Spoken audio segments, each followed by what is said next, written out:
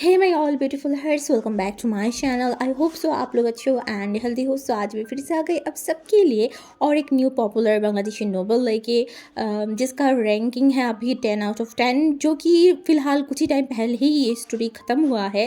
And इसका नाम है विलन कैन बी लवर। सो ये स्टोरी आप 3 जगह से पढ़ सकते हो। एक है ई बुक, दूसरा है एवी, और अगर आप बहुत रीच हो, आपके पास बहुत पैसा है, तो आप बुक खरीद के भी रीड कर सकते हो। बट अगर आप तीनों में से एक नहीं कर सकते तो मैं वाला इंसान तो बैठी हुई हूँ आप सबके साथ शेयर करने के लिए, तो मुझसे ही सुन लेना, ओके। और हाँ, अब कुछ और बात कर लेते हैं, इम्पॉर्टेंट बात। जो लोग टॉक्सिक स्टोरी नहीं पसंद करते हैं उनके लिए ये स्टोरी लिटरली एक रेड फ्लैग है। तो कृपया करके पहली बात मैं बता रही हूँ कि आप लोग प्लीज़ स्टोरी से दूर रहिए। जिनको force to be mafia husband वाला जो मेरा स्टोरी था वो पसंद आया था, तो वो ये वाला स्टोरी आप सुन सकते हो। क्योंकि पहले पहले इसमें बहुत सारी ऐसी चीज़ें आएगा जो कि थोड़ा सा आप लोगों को एक्सेप्ट करने में प्रॉब्लम होगा। जो जिनको प्रॉब्लम है वो प्लीज़ स्किप कर देना, और जिनको अच्छा लगे वो सुन लेना। बट प्लीज़ कोई आके नेगेटिव कमेंट करके मत जाइएगा। अगेन एंड अगेन मैं हमेशा मेरे चैनल पे यही कहती हूँ कि मैं आपको फोर्स करके मेरे चैनल पे नहीं ला रही हूँ, आप खुद से आ रहे हो। तो फिर अगर पसंद ना आए तो खुद से चले जाइए। फालतू का कोई भी कमेंट मत कीजिए, ना मेरी मूड को बिगाड़िए, जो सुन रहे हैं उनकी भी मूड आप मत बिगाड़िए। बस इतना ही मुझे बोलना था। और हाँ, तो जैसे कि स्टोरी के नाम है विलन कैन बी लवर, उसके साथ 2 क्वेश्चन मार्क है। जैसे कि एक विलन कभी भी प्यार कर सकता है, और अगर प्यार करेगा तो उसका प्यार कैसा होगा, किस तरीके की होगा, कितना डेस्परेट, और क्या क्या होगा, वो सारी चीज़ों को लेके ही ये स्टोरी है। एंड होप्स तो स्टोरी आप लोगों को अच्छा लगे, बस सब्र करके सुनना पड़ेगा। अगर आप फ्रस्ट्रेटेड हो जाओगे दैन कुछ समझ नहीं आएगा। बस मैं इतना बोलूँगी, थोड़ा सब्र करके स्टोरी को सुनो, आप लोगों को बहुत अच्छा लगेगा। और आगे आगे का बात आगे बताऊँगी। सो चलो फिर आज के लिए शुरू करते हैं। एक रंग मुझे बड़ा पसंद है, इसीलिए तो ये लड़की खेल शुरू हुआ है, इसके अलावा और कुछ नहीं। तेरा खून भी मुझे खींच रहा है। सुनसान घनी सी एक जंगल जहाँ पे बहुत खतरनाक खतरनाक जानवर पक्षियाँ रह रहे होंगे, हाँ। एंड उन्हीं की आवाज़ें आसमान से गूंज रहा है। एंड उन बीच एक इंसान जो दौड़ लगाया जा रहा है, पूरा बॉडी पसीने के कारण भीग गया है और उसी कारण ठंडे भी लग रहा है। बट अभी अभी वो कुछ सोच नहीं पा रहा है, उसका पूरा बॉडी कँप रहा है, कहाँ जाए क्या करे कुछ समझ नहीं आ रहा था। बस एक चीज़ पता है, दौड़ना है, भागना है। जिसकी फेस पे बहुत ज़्यादा डर है, ये डर मरने का। हाँ, लैम्प पोस्ट से आती हुई रोशनी जो रोड साइड की है, उसे वो जंगल थोड़ा थोड़ा दिखाई दे रहा था। एंड वो जंगल से बाहर आने की कोशिश कर रहा था। किसी भी वक्त किसी थोड़ा सा अगर उसे रोड मिल जाए तो शायद वो बच सकता है। यही सोच में वो दौड़ लगाते जा रहा था। सामने उसे लाइट दिखाई दे रहा था, उसकी होप आने लगा कि शायद वो बच जाए। हाँ, वो बच जाए। आंखों में अपनी फ्यूचर है, और पता नहीं आगे क्या होगा। हाँ, नहीं पता, क्योंकि उसे नहीं पता इस जंगल पे हर एक जगह पे मौत का जाल बिछाए हुए है। एक कदम और सब खत्म। वो इंसान दौड़ते जा रहा था, और जब फाइनली वो जंगल से बाहर आया और वो रोड के सामने से आसपास देखने का चलने लगा, तभी उसने देखा एक कार। हाँ, एक कार। वो कार को देख के वो इंसान एकदम खुश हो गया, जैसे कि बहुत सारी होप आ गया। वो बच सकता है। हाँ, वो कार की तरफ जाने लगा, और आधी रास्ता जाते ही वो धड़ाम से नीचे बैठ गया, बहुत ज़ोर ज़ोर से सांस ले रहा था। और उसी वक्त उस कार की जो हेडलाइन की रोशनी है वो जल उठा। हाँ, वो इंसान एकदम घबरा गया था।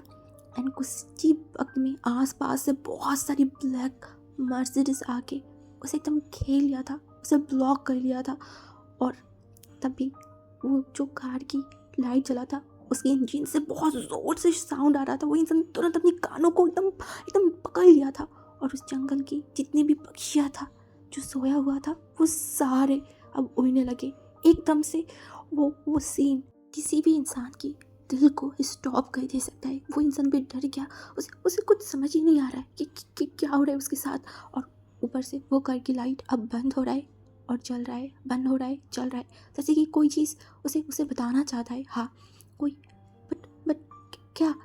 तभी उस कार की दरवाज़ा खोला, एक इंसान बाहर आया। उसकी पैरों की शब्द सुनाई दे रहा था, ठक ठक हिम्मत करके ऊपर नहीं देख पा रहा था, बट जितना देखा उस इंसान की हाथ दिखाई दे रहा था। हाँ, जहाँ पे एक बड़ा सा टैटू ड्रॉ किया हुआ था। वो उस टैटू की तरफ देख रहा था। दिमाग सुन हो गया था, बॉडी काँप रहा था। तभी बहुत ज़ोर ज़ोर से हंसने की शोर आया और इससे तो उस इंसान एकदम थम ही गया। वो धीरे धीरे उस ऊपर की तरफ देखा जहाँ पे बहुत सारी मर्सिडीज के अंदर एक शख्स खड़ा हुआ है। हाँ, एक शख्स जिसकी आंखों में क्या है उसे नहीं पता। और उसी टाइम में उस कार से बहुत सारी बॉडीगार्ड बाहर आने लगे जो ब्लैक कलर की सूट पहना हुआ था, जिसके हाथों में बहुत सारी गन्स थे। वो उस इंसान की पूरा बॉडी शेक कर रहा था। वो उसके साथ क्या हो रहा है, क्यों हो रहा है, उसे खुद नहीं पता। धीरे धीरे जब उस इंसान की तरफ देखा, एक हैंडसम सा इंसान खड़ा हुआ है जिसका जॉ लाइन देख के समझ आ रहा है कि वो अपने गुस्से को कंट्रोल कर रहा है, जिसका पूरा फेस सख्त बना हुआ है। अच्छी टाइम में और दो इंसान आके उस इंसान के पीछे खड़ा हो गया है। वो इंसान कुछ समझ नहीं पा रहा है, बट उसे समझ आ रहा है कुछ बुरा है। वो गलती कर दिया है। ये यहाँ पे आके मदद के लिए वो गलती कर दिया है। वो अब तुरंत देखा एंड अब अपने आप को कंट्रोल नहीं कर पाया। वो रोना स्टार्ट कर दिया। एक आधी उम्र की इंसान जो फूट के रोने लगा। वो देख रहा था बार बार, कुछ समझ नहीं पा रहा था। और वो सामने जो इंसान खड़ा हुआ था वो हंसा, एक अजीब स्माइल किया और बोला, वेलकम टू माई पैरासाइट। जो कि वो इंसान सुन पाया था। वो वॉइस इतना सख्त था ना कि उस इंसान की दिल एकदम थम दिया था। वो बार बार उस इंसान को देखने लगा, समझने लगा क्या इस इंसान को वो पहचानता है, क्या दुश्मनी हो गई इस इंसान के साथ, क्या करेगा वो उसको कुछ समझ ही नहीं पा रहा था। तभी जो सारे गार्ड थे वो अपनी गन्स को लोड करने लगा। इससे वो इंसान और भी डर गया।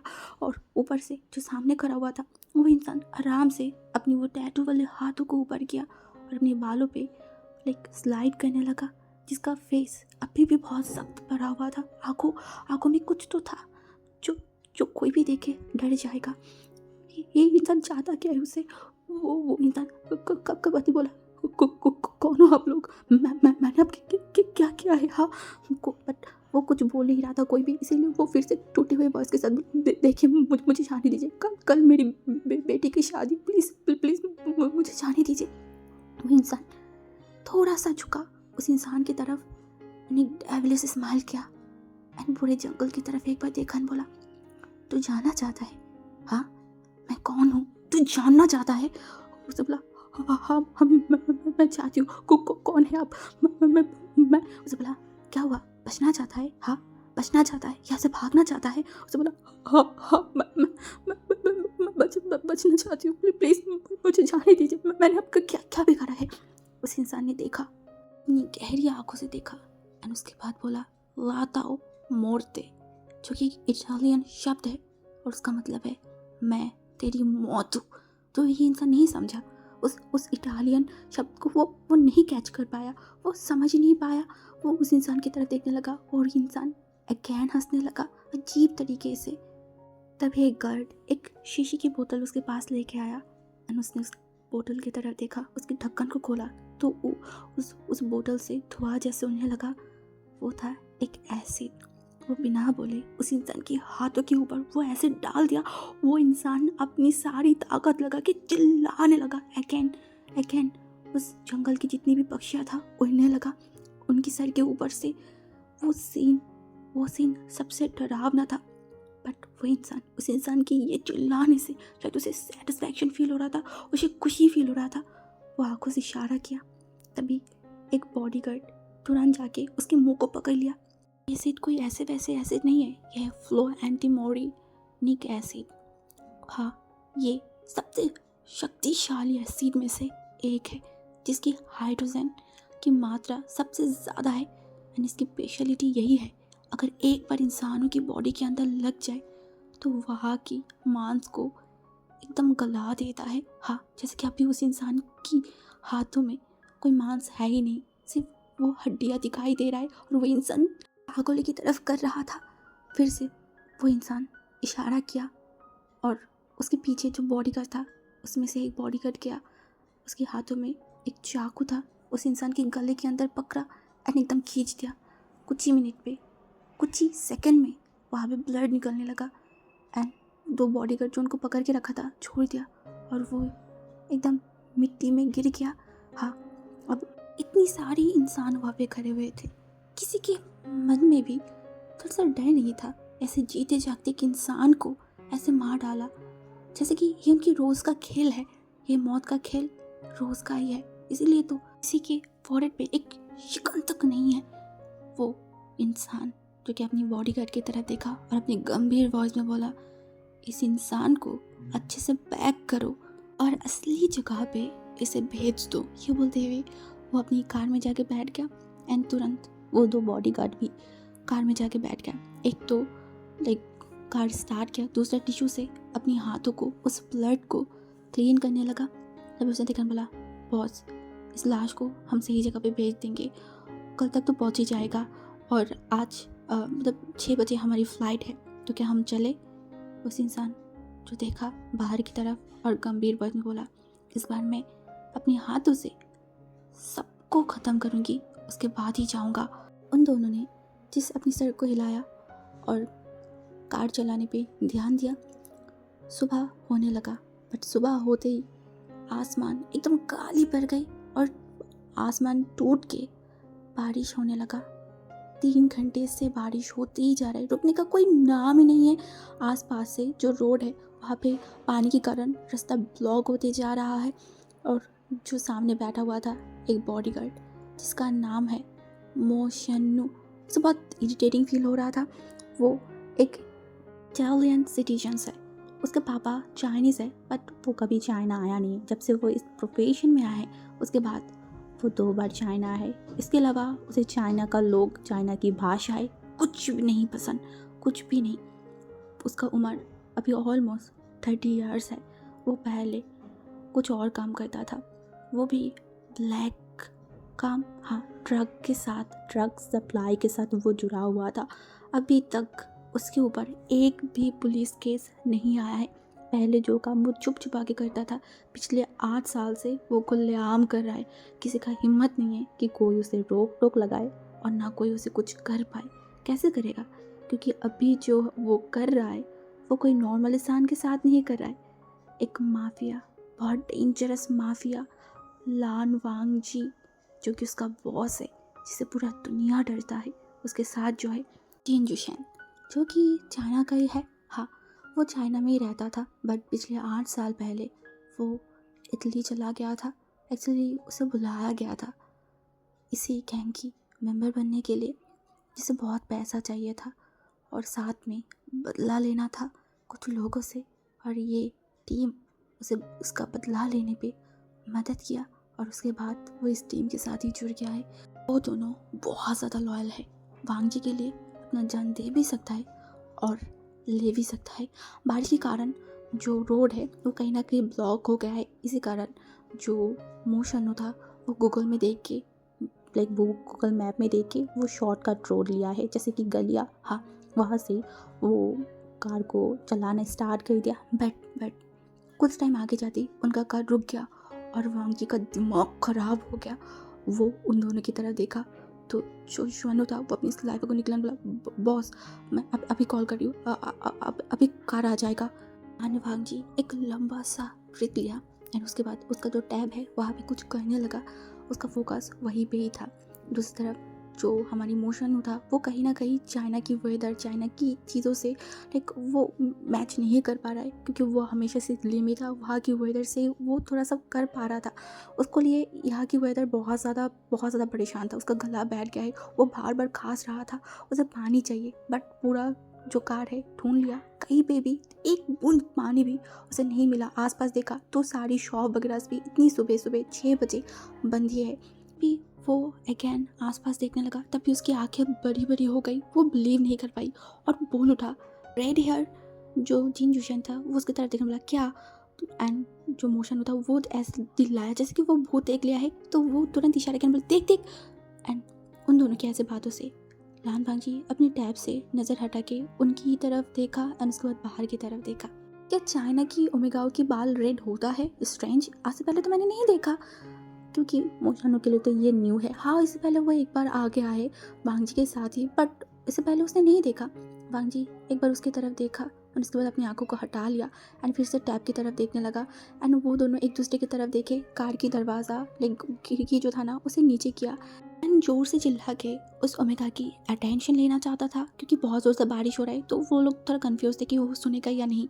दूसरी तरफ उस ओमेगा भी इस शोर को सुना था एंड उसके पास जो स्कार्फ था वो अच्छे से मोड़ लिया था। तो पीछे मुड़ता, उससे पहले फिर से बुलाया गया। अब उसे लगा कि हाँ उसे ही बुला रहा है, तो वो धीरे से पीछे घुमा तो एक ब्लैक कलर की कार खड़ा हुआ था जहाँ पे दो शख्स जो कि उसकी तरफ ही देख रहा था और पीछे की जो मिरर है वो बंद था। तो पीछे कौन है वो अभी तक देखा नहीं है। तो वो धीरे से देखा एंड तभी हाथों से इशारा किया, तो वो थोड़ा चलते आ गया एंड बोला, क्या आप लोग मुझे बुला रहे थे? ओमेगा के मुंह से चाइनी की वॉइस सुन के वो दोनों क्लियर हो गए कि ये चाइनीज़ ही है। तभी उसकी तरफ देखा और तभी पीछे की जो खिड़की का कांच था ना वो भी नीचे कर दिया था वांग जी, बट उसका फोकस अभी भी टैब के ऊपर ही था। बट वो आगे उठा के उस ओमेगा की तरफ देखा। बारिश के भीगने के कारण उसका जो नोज़ है वो रेड हो गया है, उसके बाल भी भीगा हुआ है, उसकी आंखें जो लैशेस है वहाँ पे भी पानी की बूंद था जो कि अपनी आंखों को नीचे कर रहा था, तो टप करके उसकी गालों में गिर रहा था। ये सीन देखती लान वांग जी अपनी फेस को और भी सख्त कर लिया था। तभी जो मोशन होता उसने देखा, बोला, इतनी सुबह सुबह बारिश में भीग क्यों रहे हो, ठंडी लग जाएगी। तो ओमेगा अब उन दोनों को देखने लगा एंड उसके बाद बोला, वो मेरी आंटी जो सो रहा है, इसी मौके से मैं भाग आई हूँ। वो दोनों ही चौंक गए एंड उस ओमेगा की तरफ देखा जिसकी आंखें हंस रहा था ऐसे लग रहा है, और मोशनु जो कि देखा एंड बोला, भाग आए हो क्या मतलब है? तभी उस ओमेगा ने बोल उठा, एक्चुअली क्या है ना, बारिश मुझे बहुत पसंद है और मेरी आंटी मुझे घर से ज़्यादा बाहर नहीं आने देते हैं, इसलिए मैं भाग गई। ये बोल के वो अपनी मुंह पे हाथ रखा जैसे कि उसने कुछ गड़बड़ कर दिया है, कुछ बोल दिया है जो उससे बोलना नहीं चाहिए था। तो मोशनु जो कि शकी भरी निगाहों से देखकर बोला, क्या मतलब है? हाँ, तुम्हें घर से नहीं निकालने देता है क्या? तुम हैरेसमेंट की शिकार तो नहीं हो ना? तभी उस ओमेगा ने बोला, नहीं नहीं ऐसा कुछ नहीं है, आप गलत सोच रहे हैं। उसे बोला, अच्छा तुम्हारी नाम क्या है? अब वो ओमेगा उन दोनों की तरफ देखकर बोला, वो मेरा नाम विवोशियान है। उसे देख बोला, हाँ क्या? उसे बोला, विवोशियान है मतलब विंग भी बोल सकते हैं। तभी उसे बोला, पर इतनी बड़ी नाम कौन रखता है? तुम्हारे पेरेंट्स के पास और काम नहीं था क्या जो इतनी बड़ा नाम रख दिया है? उसे बोला, पर छोटा भी तो है ना विंग, वो भी तो बुला सकते हैं, क्या आप मेरे नाम के पीछे पड़ गए? तभी जिन जूसेन जो कि बहुत ज़ोर ज़ोर से खांसने लगा, विंग ने देखा, बोला, अरे अरे उनको पानी दीजिए। तभी मोशन ने बोला, वही तो नहीं है, उसके लिए तो बुलाया है। उसे बोला, अच्छा तो अभी इतना फालतू बात क्यों बोल रहे थे, बस बोलते मैं ले आती। ये बोलते हुए वो वहाँ से चला गया और वांग जी एक अजीब सी नज़र से उस ओमेगा को देख रहा था जो कि थोड़ा सामने जाती एक ऊंची सी दीवार को क्रॉस करते हुए दूसरी तरफ चला गया। अब तीनों ही शॉक्ड, इतनी बड़ी ओमेगा इस तरीके से दीवार चढ़ के वहाँ पे जाने की क्या ही ज़रूरत है, साइड में ही तो गेट है ना, वहाँ से चले जाता। बट अजीब ही है, उनको कुछ समझ नहीं आई।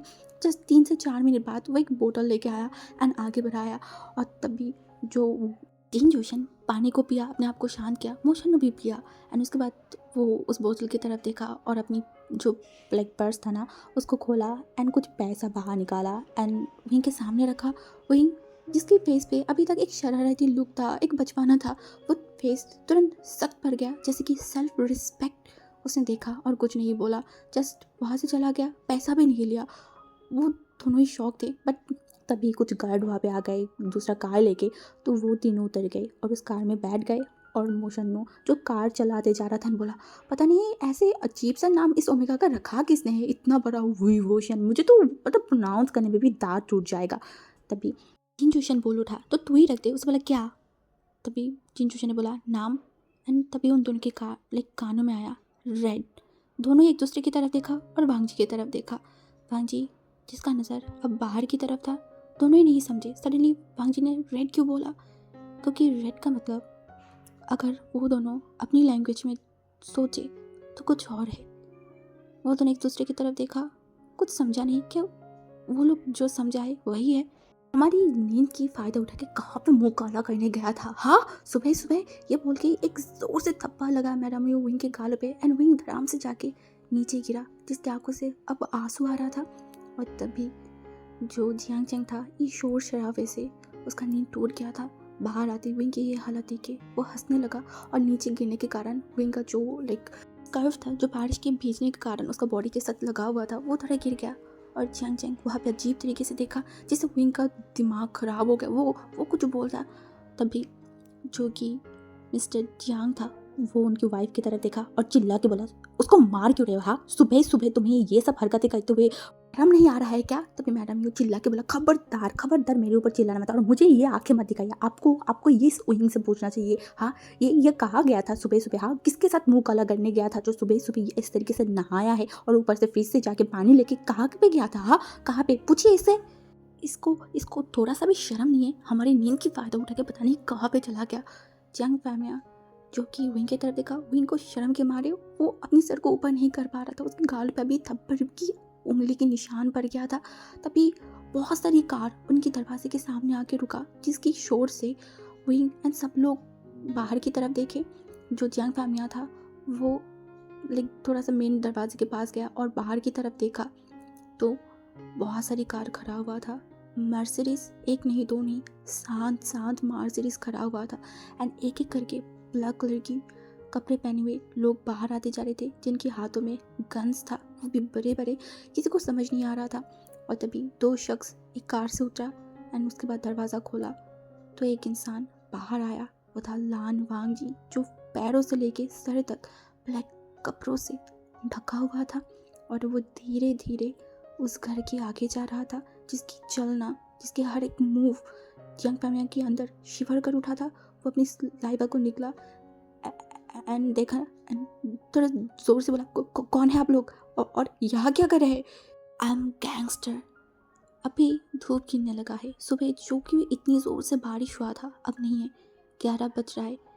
अब बारिश पता नहीं कहाँ भाग गया है। मैडम यू जो कि अपनी सीने के पास उनका बेटी यानी को जकड़ के रखा था और नीचे लेटा हुआ है जियांग चैंग, जिसके ऊपर बॉडीगार्ड ने पैर रखा हुआ है, गन पॉइंट पे लगा हुआ है। हाँ, जैसे कि अभी गन से उड़ा देगा और ठीक गन पॉइंट के नीचे और एक शख्स है, वह है जियांग फैमिया, जो घुटने में बैठा हुआ है, जिनकी आंखों में गन है, गम है। अपनी वाइफ और अपनी बच्चों की तरफ देखा, तभी उनका नज़र गया किचन एरिया के पास, जहाँ पे विंग डरे हुए खड़ा हुआ था। उसके आंखों में अभी भी आंसू है, जैसे कि वो अभी रो देगा और यहाँ पे आना चाहता है। तभी जियांग फैमिया आंखों से इशारा किया जैसे कि अभी वो यहाँ पे ना आए। सब बॉडीगार्ड्स अपनी गन को लोड किया हुआ था। हाँ, और जियांग फैमिया जो अपनी आंखों को बंद कर लिया।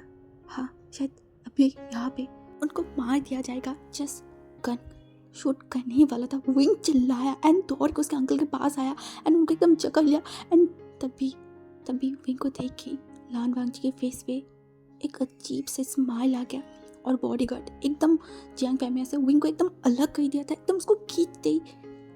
और जियांग फैमिया जो कि सर को ऊपर करके वांग जी की तरफ देखा। जियांग फैमिया का ये घर छोटा सा ही है, 5 लोग यहाँ पे रहते हैं और इस पूरे घर को हर एक कोने से अभी बॉडीगार्ड ने ले लिया है। हाँ, उस काले कपड़े पड़े बॉडीगार्ड हर जगह से इस घर को खेल लिया है। उनके हाथों में बहुत बड़ी बड़ी गन है और दूसरी तरफ वांग जी जो पैरों के ऊपर पैर रख के सोफे में आयेशी से बैठा हुआ है, उसकी दोनों साइड पे मूशनु और जिन जोशन खड़ा हुआ है। ये सारी सिचुएशन देख के जियांग चैंग चिल्ला के उठा एंड बोला, क्या चाहिए आप लोगों को? हाँ, क्या लगा के रखे आप लोग? कौन है आप लोग? हाँ, कौन है? मैडम जैसे उसका आंखों से इशारा कर रहा था, कुछ मत बोल कुछ मत बोल। पर बोलते हैं ना, इस उम्र की लॉन्डो की खून बहुत ज़्यादा ही उगता है, बहुत ज़्यादा ही टकबकाता है। जियांग चैंग का हालत भी ऐसा ही था। तभी उसने देखकर बोला, हमने क्या किया है? आप लोगों ने हमें इस तरीके से बंदी बना के क्या रखा है? हाँ, क्या चाहते आप लोग? अच्छे से बोल रही हूँ, छोड़ दीजिए नहीं तो पुलिस बुला लूँगी। वांग जी देखा एंड हंसने लगा, बहुत ज़ोर ज़ोर से हंसने लगा और वांग जी की ये हंसी से विंग एकदम घबरा गया। वो उसके आंखों में बहुत सारी छवि आ रहा था, उसका पूरा बॉडी शेक करते जा रहा था एंड विंग की ये हालत देख के जियांग फैमिया जो कि इस बार उस इंसान की तरफ देखा, उस गैंगस्टर वांग जी की तरफ, और उसके बाद बोला, मैं आपको पहचानती भी नहीं हूँ। आप लोगों ने हमें इस तरीके से बंदी बना के रखा, क्यों? हमने क्या गुनाह किया है?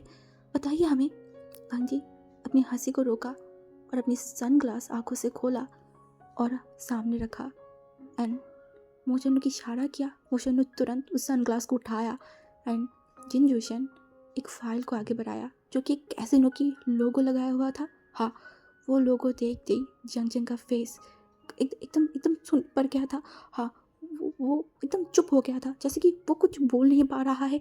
वो सर को अपने नीचे कर लिया था। और वांग जी ये सब देखा एंड हसन बोला, मुझे क्या चाहिए जानना चाहते हैं ना?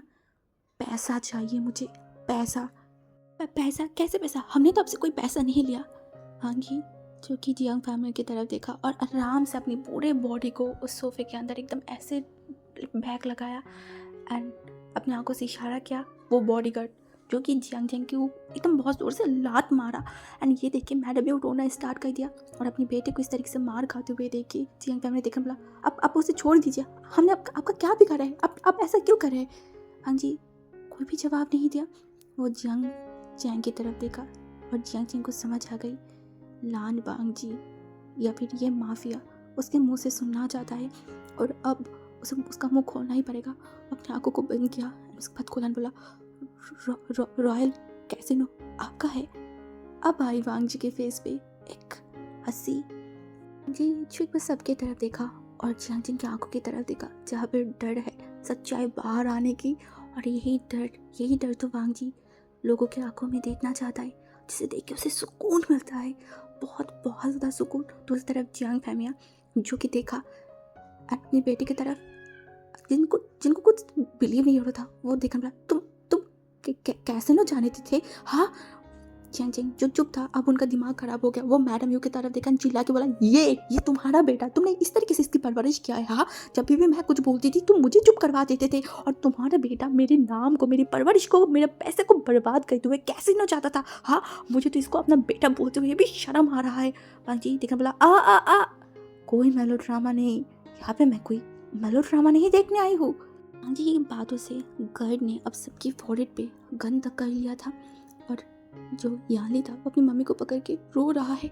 जियांग फैमिया अपने बेटे को एक अजीब नज़र से देख रहा था। जो बाप आज हारा हुआ है, टूटा हुआ है, वो कुछ नहीं कर पा रहा है। और दूसरी तरफ तभी उनका नज़र गया फ्लोर में बैठे हुए विंग की तरफ, जिसका बाल खुला हुआ है, जिसकी आंखों में डर है, जो कुछ समझ नहीं पा रहा है। ऊपर से गर्ड जो कि अजीब नज़र से विंग को देख रहा है। वांग जी सडनली अपने पीछे से जो गन था उसे आगे लाया और सामने जो एक बास रखा हुआ था ना फूलों की, उसके ऊपर टक किया एंड गोली चला दिया। इतनी ज़ोर से साउंड हुआ ना कि सब लोग डर गए और वो गर्ड तुरंत अपने सर को नीचे कर लिया था।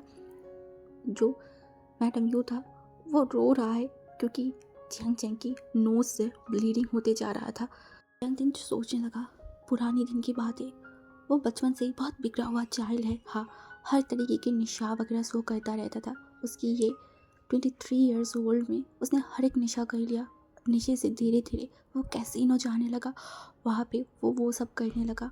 हाँ पहले तो वो सारी चीज़ें जीत जाता था, वो सारी गेम जो वो खेलता था, बट धीरे धीरे उसको एडिक्टेड होने लगा और वो पैसे पे पैसा हारते गया। बट ये चीज़ इतना एडिक्टेड है, कोई एक बार अगर जुड़ जाए तो इतनी आसानी से बाहर नहीं आ सकता।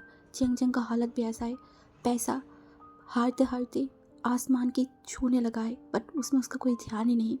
3 महीने से उसे उस मैनेजर बोलते जा रहा है पैसा दो, बट वो सुन नहीं रहा था। बट उसे क्या पता था उस कैसीनो के मालिक कौन है, और आज उसके साथ ऐसा कुछ होगा।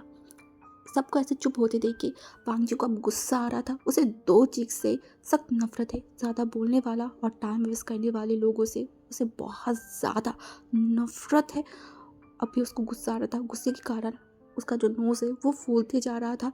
वो गुस्से में चिल्ला उठा और सब मैडम यू की रोने की शोर आ रहा था जो कि वांग जी का दिमाग खराब कर रहा था। वो चिल्ला के बोला, और एक साउंड भी अगर मेरे कानों पे आई सबको जिंदा ज़मीन पर गाड़ दूंगी। मैडम यू तुरंत अपनी मुंह पे हाथ रख लिया, जैसे कि अपनी रोने को कंट्रोल करने की कोशिश कर रहा था। जियांग फैमिया लान वांग जी की तरफ देखा, कितना पैसा कितना पैसा कुछ चाहिए? वांग जी देखने बोला, अब आए ना लाइन पे 2 करोड़ चाहिए। 2 करोड़ की सुनते ही सब शॉक हो गए। हाँ जियांग फैमिया जो कि गुस्से में जियांग जेंग की तरफ देखा जो कि अपने सर को नीचे कर लिया। मैडम यू जब फिर से रोने लगा, ये तूने क्या कर दिया? हम इतने पैसा कहाँ से लाएंगे? हाँ हम क्या करें? तभी वांग जी देखा और बोला, एक पैसा दीजिए नहीं तो जिंदगी जाएगा। You have just 2 options. जब वो दौड़ के वांग जी के पैरों के पास गया, उसके पैरों को पकड़ा एंड रोने लगा। वांग जी का दिमाग खराब हो गया, उसकी आंखों में नफरत छा गई, उसका पूरा फेस गुस्से में रेड हो गया। जो मोशनो और जिन जोशन जैसे इंसान भी वांगजी की इस रिएक्शन से डर गया, वो दोनों कुछ बोल नहीं पा रहे थे। वांगजी तुरंत अपनी पैर को झटके से दूर किया। एंड मैडम यू जो देखा और बोला, मेरे बेटे को माफ़ कर दो, मैं तुम्हारी पैर पड़ती हूँ बेटा, मेरा इकलौता बेटा है, उसे कुछ मत करो ना, प्लीज़ प्लीज़ कुछ मत करो, तुम हमें कुछ टाइम दो, हम सारे पैसे को दे देंगे जितनी जल्दी हो सके। मैडम की बातों से वांगजी का गुस्सा बढ़ते जा रहा है। वही जानवर के जैसे उसका दिमाग ख़राब होते जा रहा था। वो ऊपर जो सीलिंग पंखा था ना, उसके ऊपर देखा आसपास से बहुत सारी शोर जो धीरे धीरे कम होने लगा, और उन शोरों के बीच में एक रोने की आवाज़ उसके कानों में आया, जो था विभूषण की, जो कि रो रहा है। विंग को रोते हुए देख के वांगजी तुरंत अपनी बालों को पकड़ा और लंबी लंबी ब्रीथ लेने लगा। कुछ ही टाइम में वो फिर से आसपास देखा एंड अपनी फेस पे एक अजीब से स्माइल आया, जो कि बहुत डेंजरस था। दिल दहरा देने वाला एक शैतानी हंसी। उसे बोला, ओके ठीक है, जिंदगी के बदले मुझे कुछ और चाहिए। हाँ, पैसे के बदले अब मैं आपकी बेटी को मेरा बेड पार्टनर बनाऊंगा। अब जियांग मैं डर गया, लेकिन तुम डर गया। वो तुरंत खड़ा हुआ, बॉडीगार्ड को हटा के तुरंत उनकी बेटी यानली के पास गया, उसे एकदम जकड़ लिया। यानली अभी इतना ज़्यादा अलग माइंड में था ना, वो सिचुएशन या फिर वांगजी की बात वो सुना ही नहीं। वो कुछ बोलता, कुछ समझता। तभी जो जियांग फामिया था, वो अपनी बहन की ये सब बात सुन के वो चिल्ला उठा, बोला, किसी ने भी मेरी बहन के ऊपर हाथ लगाया ना, तो हाथों को काट के कुत्ते को खिला दूंगी। बाजी की फेस पे अगेन हंसी आ गया एंड वो हंसते हंसते जियांग चैंग की तरफ देखकर बोला, आर यू श्योर? जियांग जी आंखों से कुछ इशारा किया। बॉडीगार्ड जियांग चैंग को अब और जोर से मारने लगा था। वो चिल्ला रहा था, वो अपने आप को बचाने की कोशिश कर रहा था, जो वो कर नहीं पा रहा था। उसे अगेन जख्मी कर दिया था, जिसके बॉडी से अब और भी खून आने लगा। एक तरफ अपनी बेटे की ऐसा हालत, दूसरी तरफ याली की बातें। वो क्या कर, उनको कुछ समझ नहीं आ रहा था। वो उन्हें मैडम को एकदम पागल जैसा फील हो रहा था। वहीं जो एक साइड में बैठ के रो रहा था, अभी तक वो सामने की वो नज़रिया देख नहीं पा रहा था, क्योंकि वो ऐसी जगह पे बैठा हुआ था जहाँ से वो लाइक कुछ चीज़ें वो देख नहीं पा रहा था। अब वो धीरे से बोला, उन सब कुछ छोड़ दीजिए, ऐसा मत कीजिए ना। सुबह भी तो मैंने आप लोगों की मदद किया था ना। ऐसी सिचुएशन में विंग का एक वॉइस, जो कि मेलोडी जैसा वांगजी को फील हुआ। मोशनु जो कि विंग की तरफ देखा, विंग की हालत देखा। नहीं, वो लोग किसी के ऊपर तरस नहीं खा सकता। उन जैसे इंसान बदले के पीछे बदला नहीं कर सकता। हाँ, कोई उनकी बदला करे, उनके लिए अच्छाई करे, उनको कोई फ़र्क नहीं पड़ता। अगर कोई इंसान कितना भी अच्छा हो जाए, बट उनके काम के बीच में आ जाए, तो उस इंसान को इस दुनिया से हटा देना ही उनके काम है। वो यही मानता है, इसीलिए वो इनसे नज़र हटा लिया। तभी मैडम ने देखकर बोला, इसका मतलब तूने इन लोगों के यहाँ पे लाया है? हाँ, हमारा खा के, हमारा पहन के, हमारी पीठ पे छुरा घोंप दिया तूने, तुझे शर्म नहीं आई? उन्हें देखो, नहीं आंटी, आप बिलीव कीजिए, मैं इन लोगों को नहीं पहचानती हूँ। बोला, और एक बात नहीं बोलेगी, गंदी ओमेगा। हाँ, तूने ये दिखाई हमको, ये बोलती है। वो तुरंत विंग के पास गया, विंग के बालों को पकड़ा और लिटरली विंग को खींचने लगा। तभी जियांग फैमिली चिल्ला उठा, बोला, उसको छोड़ो, अपनी बेटे की गुनाहों को उसके ऊपर थोपना बंद करो। समझ में आई ना? तुम ऐसा नहीं कर सकती। मैडम ने बोला, मैं क्या कर सकती हूँ, ना कर सकती हूँ, वो आप मुझे मत सिखाए, मैं आज दिखाऊंगा मैं क्या कर सकती हूँ। फिर से और भी कस को विंग के बालों को पकड़ लिया। विंग जो बोला, आंटी मुझे छोड़ दीजिए, मुझे लग रहा है। तभी किसी ने बहुत ज़ोर से मैडम को धक्का मारा एंड वो जाके दीवार में गिरा। उनका सर से ब्लड निकलने लगा एंड विंग जाके गिरा एकदम वांगजी के बॉडी उसकी शोल्डर के पास। हाँ, और जियांग चैंग अपनी मम्मी की ऐसा हालत देखे वो धीरे से उसकी मम्मी के पास गया।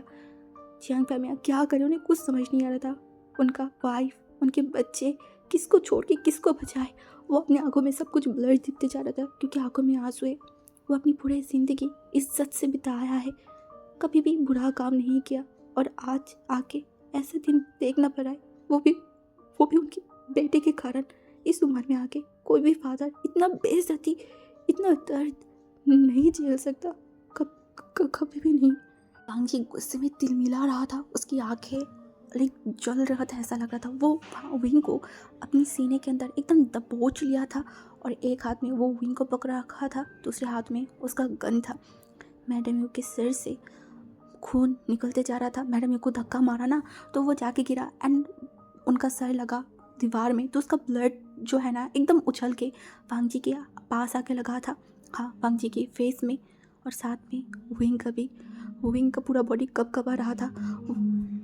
टॉयलेट में कुछ भीगा सा महसूस करते वो हाथ रखा और देखा तो वो खून था। ये देखिए, वो वांग जी से छूटने की कोशिश कर रहा था, वो हिलते डुलते जा रहा था। नफरत से वो वांग जी को देख रहा था, बट वांग जी उसको छोड़े तब ना, जैसे कि उसने एक पक्षी है जो कि वांग जी की जाल से छूटना चाहता है, झपक रहा है अपनी पंख को, और वांग जी छोड़ नहीं रहा है। विंग जब वांग जी से छूट नहीं पा रहा था तो अब वो रोना स्टार्ट किया और रोने वाले वॉइस में बोला, छोड़ दीजिए ना प्लीज़, मेरी आंटी और ब्रदर को उनको हॉस्पिटल लेके जाना पड़ेगा, they need treatment right now. मोशानो और जिंजुशन शॉक सरप्राइज होके एक दूसरे की तरफ देख रहा था। उनकी मुंह खुला हुआ था, उनका नज़र था वांग जी के हाथों में जो कि विंग को एकदम पकड़ के रखा था। ओमेगा दूसरी तरफ वांग जी की आंखों में एक ज्वालामुखी चल रहा था, ऐसा लग रहा था, वो ऐसा लग रहा था कि अभी सबको भस्म कर देगा। दूसरी तरफ विंग जो अपनी हाथों को छुड़ाना चाहता है, वो अपनी आंटी के पास जाना चाहता है, बट वो वांग जी से छोड़ ही नहीं पा रहा है, छूट ही नहीं पा रहा है। वांग जी उसको एकदम टाइटली पकड़ा हुआ है। विंग मूव करता, कुछ कहता, आगे जाता, वो उसकी आंटी की बातों से एकदम थम गया। वो अपने हाथ पैर जो खींचातानी कर रहा था वो रुक गया। वो बस शॉकिंगली उसकी आंटी की बात अपनी दिमाग में दोहरा रहा था। उसकी आंटी ने बोला, आपको एक बेड पार्टनर चाहिए ना, हाँ एक नौकर चाहिए ना, मेरी बेटी को छोड़ दीजिए, इसको लेके जाइए, देखिए ये मेरी बेटी से बहुत अच्छा है, बहुत खूबसूरत है, मेरी बेटी को छोड़ दीजिए प्लीज़, आप इसको लेके जाइए, इसको लेके जाएंगे तो हमें कोई प्रॉब्लम नहीं होगा, फिर भी मेरी बेटी को छोड़ दीजिए, इसको ले जाइए, ये तो हमारे घर के नौकर जैसा है, आप इसको ही लेके जाइए, प्लीज़ इसको लेके जाइए। और यहाँ भी उसकी मम्मी की बातों से हाँ बोला, हाँ हाँ हाँ, अब इसको लेके जाइए, ये मेरा कोई भाई नहीं लगता है। तुम ये क्या बोल रहे हो, तुम्हारी दिमाग सही है? हाँ, विंग के बारे में तुम ऐसे कैसे बोल सकते हो? वो मेरी रिस्पॉन्सिबिलिटी है। रिस्पॉन्सिबिलिटी? हाँ, रिस्पॉन्सिबिलिटी के कारण तुम्हारी मैं अपनी बेटी को सूली में चढ़ा दूँ? हाँ, तुम कैसे फादर हो? हाँ। कुछ टाइम के लिए जिंग फैमिली रुक गया। वो विंग की तरफ देखा, उनकी आंखों में दर्द है। वो रोना स्टार्ट कर दिया, उनकी आंखों से कंटिन्यूसली आंसू आ रहा था एंड विंग के दिमाग में बस एक उसके आंटी की वो करीबी बातें चल रहा है। ये लोग उसके साथ ऐसे ऐसे कैसे कर सकता है? उनको लगा उसके पैरों के तले से ज़मीन खिसक गया है। वो उसके अंकल की तरफ देखा, जिस आंखों में दर्द है, कुछ ना करने की, ना कर पाने की डर, दुख। वो वो कुछ समझ ही नहीं पा रहा था। लोग इतनी सेल्फिश होते हैं। हाँ, अब अपने लोगों को बचाने के लिए, विंग को सूली पे चढ़ाने के लिए भी ये तैयार हो गया है। वो उसके दिल में पेन हो रहा था। और सबसे शॉकिंग बात तो ये है कि जियांग चेंग भी उसके फादर के साथ हामी भर रहा था। वो बार बार बोल रहा था, हाँ हाँ पापा ठीक बोल रहा है, वही नहीं जा सकता। और वांग जी घूर के उसकी तरफ देखने बोला, तो फिर तेरी बहन को लेके जाओ। हाँ, मैडम यूँ एकदम खींच के यहाँ लेकर अपनी सीने के अंदर दबा लिया, डर के मारे। वही तो देख पाया, एक माँ अपने बच्चों को प्रोटेक्ट करना चाहता है और वही माँ दूसरे और एक बच्चे को इस मौत के खाई में डाल दे रहा है। वो उसमें कोई शब्द उसके पास नहीं है। तभी मैंने भी बोला, वही मान जा, ये तेरी बहरी बहन है, तू प्लीज़ तू मान जा, उसकी ज़िंदगी तू बर्बाद मत कर प्लीज़। तुझे हमने इतनी सालों पर आया है, खिलाया है, तेरी देखभाल किया है ना, मैं तेरी पैर पकड़ रही हूँ, प्लीज़ मेरी बेटी की बचा ले, मेरी बेटी की ज़िंदगी को बचा ले। वही मेरी बात सुन। क्या आंखों से आंसू आना बंद हो गया। उसे अब रोना नहीं आ रहा है, उसे अब कुछ फील नहीं हो रहा है। वो एक बार उसके अंकल की तरफ देखा जो आंखों से इशारा कर रहा है कि नहीं हुई, तुम नहीं मानना। वहीं हंस दिया। उसके बाद वो अपनी आंटी की तरफ देखा जिसकी आंखों में डर है, जो बार बार समझाना चाहता है कि यानी को बचा ले। वहीं थोड़ा सा होपिंगली उसकी आंटी की तरफ देखा, शायद वो बोले नहीं हुई मत मान, बट उसने देखा बोला, तैयार हो जा विंग, राज़ी हो जा प्लीज़, मेरी बेटी को बचा ले। तू तो 8 साल पहले ऐसे भी मर गया है, क्या होगा, और एक बार मर जा तो मर जा, हमें बचा ले। उनके आगे वही सब बता रहा था। वहीं अपनी आंखों को बंद किया और बोला, मैं मैं मैं, मैं तैयार हूँ। क्या उनको पता है बेड पार्टनर क्या होता है, सर्वेंट क्या होता है, या फिर वो बस इस बोझ को जो आए दिन उसकी आंटी उसको बताता है कि हम तुम्हें खिला रहे ये करो, हम तुम पिला रहे ये करो, वो कर्ज को उतारना चाहता है। इतनी सालों की ये कर्ज, हाँ कर्ज ही तो है उसकी आंटी के मुताबिक, जो आज वो अपनी पूरी ज़िंदगी को दे के उतार रहा है। भांजी जिसके फेस पे एक अजीब सा, एक डरावना स्माइल आ गया, एक गार्ड की तरफ इशारा किया। गार्ड एक फाइल को आगे बढ़ाया जो टेबल के ऊपर रखा। फांजी अपनी सूट के अंदर से एक पेन को बाहर निकाला, विंग की तरफ दिया। विंग अभी तक अपने मालिक को देखा ही नहीं है, जो मालिक उसको 2 करोड़ रुपए से खरीद लिया है, जिसको अपने बेड पार्टनर नौकर या फिर पता नहीं क्या बना के रखेगा। विंग उस फाइल को पढ़ा भी नहीं, अब क्या ही होगा पढ़ के। वो एक कलम को उठाया, तभी जो जियांग फैमी है वो दौड़ लगाया जैसे कि वो इनके पास जाना चाहता है, बट गार्ड ने उसको पकड़ लिया जैसे उसको जाने नहीं देगा। जियांग फैमिया जो चिल्ला के बोला, बेटा अंकल की बात सुन प्लीज़ प्लीज़, ऐसा मत कर साइन मत कर, मैं कैसे भी पैसे ला लूँगी, मैं कहीं से भी लाऊंगी, तू प्लीज़ ऐसा मत कर, प्लीज़ अपनी बर्बादी मत करो प्लीज़, मत खुद की ऐसे बर्बादी मत कर। हमारे लिए ये सब करने की कोई ज़रूरत नहीं है। मैंने अपने भाई को प्रॉमिस किया था, तू मेरी भाई की अमानत है जो मेरे पास था, प्लीज़ ऐसे मत कर। विंग फैमिया की इतनी बुलाने के बाद भी विंग कर दिया साइन, लिख दिया अपनी पूरी ज़िंदगी इस इंसान के ऊपर, साइन कर दी। उसके हाथों से वो पेन आराम से टेबल के ऊपर गिर गया। अब इतनी टाइम से जो अपनी सांसों को फुला के रखा था, एक लंबा सा ब्रीथ लिया। अब आंखों के आंसू रोक नहीं पा रहा था, और मैडम ने एक लंबा सा सांस लिया, जिसकी फेस पे एक खुशी था अपने बच्चों को बचा पाने की, पर दुख नहीं था। वहीं जैसे एक इंसान को सूली पे चढ़ाने की थोड़ा सा भी गम नहीं था, जैसे सेल्फिश लोग होते हैं। बट यंग फैमिली तो ऐसा नहीं है। वो बार बार विंग को बुलाया, चिल्लाया, रोकने की कोशिश किया, बट विंग उनकी तरफ मुड़ा भी नहीं। वो घुटनों में बैठ गया, उस टेबल के ऊपर सर को रखा और रोना स्टार्ट कर दिया, जैसे कि अब अपने आप को संभाल पाना उसके लिए नामुमकिन हो रहा है। भांजी तुरंत वो जो टेबल के ऊपर पेपर रखा हुआ था उसे उठाया, फोल्ड किया और अपनी कोट के अंदर एकदम अच्छे से रख दिया। मोशन्नू और जिन जोशन एक दूसरे की तरफ देखा, आगे छोटे छोटे करके, क्योंकि उन दोनों में से कोई भी इस पेपर के बारे में किसी को भी कुछ नहीं पता था। भांजी ने कभी बोला भी नहीं इस पेपर में क्या है, क्या लिखा हुआ है, उन दोनों को नहीं पता। बट अभी वो दोनों कुछ रिएक्ट नहीं किया, नॉर्मली लिया। शायद एक साइन था, एग्रीमेंट था, तुमसे मैंने 2 करोड़ रुपए से तुमको खरीदा है, उसका ही कुछ वहाँ पे लिखा हुआ होगा, या फिर अपने बेड पार्टनर पूरा ज़िंदगी की रहेगा, ऐसा ही कोई डील जो आज डन हो गया है, समथिंग ऐसा ही। जी एक विंग के हाथों को पकड़ा और एक टांग खिंचाव से विंग को लिटरली अपनी उस बड़े से बॉडी के पास लेके आया, एंड विंग को एकदम उठा लिया अपनी शोल्डर पे, एंड उसे लेके तुरंत वहाँ से जाने लगा। मोशनू के आगे तो बड़ी बड़ी हो गई, पर जिन जोशन जो कि लाइक गंभीर टाइप के इंसान है, उसे कुछ भी कोई चीज़ में उतना ज़्यादा फ़र्क नहीं पड़ता, वो चुपचाप भांजी के पीछे पीछे चलने लगा, और वो सारी गर्ड भी। बट वहाँ पे एक इंसान था जो चिल्ला रहा था, बेग कर रहा था, उस छोटे से बच्चे को छोड़ दो, कितना ही उम्र होगा, 19 साल का ही है, छोड़ दो उसको, ज़िंदगी बख्श दो। मैं क्या जवाब दूंगी अपने भाई को, मैं अपने मरे हुए भाई को क्या जवाब दूंगी, प्लीज़ छोड़ दो। बट कोई सुनने का नहीं था, ना विंग ना वांगजी। कैसे सुनेगा? वांगजी ने तो अपनी इस चीज़ को लेके वहाँ से ऑलमोस्ट चला ही गया है। गाड़ी जो कि हाईवे से चल रहा है वांगजी की फार्म हाउस पे, वो हर साल एक बार कंट्री आता है और यहाँ आके वो इस फार्म हाउस में ही रुकता है। विंग एक पुतले की तरह बैठा हुआ है, जिसका नज़र बाहर की तरफ है। गाड़ी जो सेकंड की रफ्तार से दौड़ रहा है आसपास की गाड़ियों को पीछे छोड़ते हुए। हाँ, विंग जो सुन पड़ा हुआ है, क्या सोच रहा है, शायद अपनी ज़िंदगी की हिसाब मिला रहा है। आज से वो किसी की नौकर बन चुका है, पेट पार्टनर बन चुका है। न्यू न्यू ज़िंदगी, न्यू क्या न्यू, कैसे, क्या एक्सेप्ट करेगा, कैसे इस ज़िंदगी को वो वेलकम करेगा, क्या करेगा, उसे उसे कुछ नहीं पता।